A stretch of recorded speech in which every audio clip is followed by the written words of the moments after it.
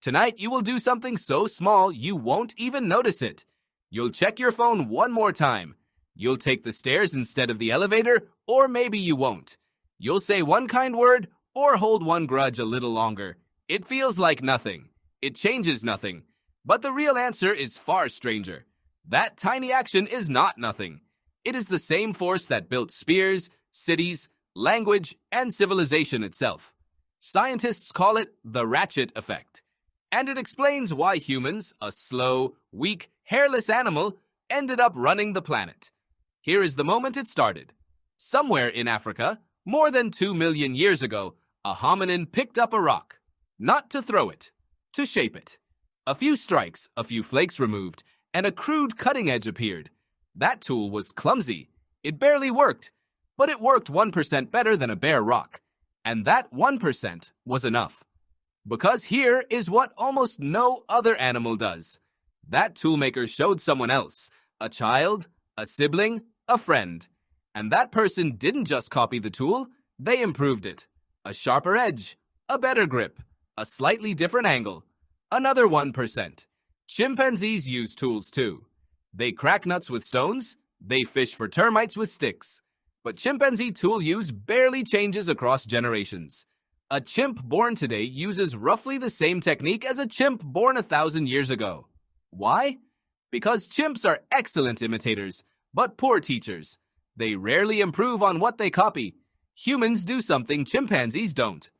Anthropologist Michael Tomasello called it the ratchet effect. Once a human innovation appears, it locks in place. Like a ratchet that only turns one direction. It can't slide backward. Every generation inherits the full improvement of the last one and adds its own tiny gain on top. 1%, kept by a ratchet, stacked across thousands of generations. That is not addition. That is compounding. And compounding, given enough time, looks like magic. Think about what separates a sharpened rock from a smartphone in your pocket. It is not one genius insight. It is millions of small improvements, each barely noticeable on its own, each locked in place by the generation before, never lost, only added to. Fire, the wheel, written language, steel, electricity, silicon chips. Every one of them stands on the shoulders of some earlier 1%. Anthropologist Joseph Henrich spent years studying why some human groups thrive and others collapse, even when the people involved are equally intelligent. His answer surprised a lot of people. It's rarely about individual genius. It's about the size and connectedness of the social network passing knowledge along. Henrich studied cases where small, isolated populations, like early Tasmanian settlers cut off from mainland Australia, actually lost technology over generations. Fewer minds meant fewer tiny improvements. Fewer improvements meant the ratchet stopped turning, and some tools were slowly forgotten. Not because people got dumber, because the network shrank. So the ratchet doesn't just need time, it needs connection. It needs your 1% to reach someone else who can add their own. Here is where it gets strange. Your brain was not built to appreciate 1%. Evolution shaped you to notice sudden threats, sudden rewards, sudden change. A rustle in the grass, a burst of fruit on a tree. Sudden things kept your ancestors alive. Slow things, the ones that build up quietly over years, barely register. That's a problem now, because almost everything that actually shapes your life is slow. Your health, your relationships, your skills, your reputation. None of it moves in dramatic leaps. It moves the way that first stone tool moved, in barely visible increments, compounding when nobody's watching. Psychologist BJ Fogg studies behavior change at Stanford, and his research keeps landing on the same uncomfortable truth. People overestimate what a single big effort can do, and wildly underestimate what a tiny repeated one can do.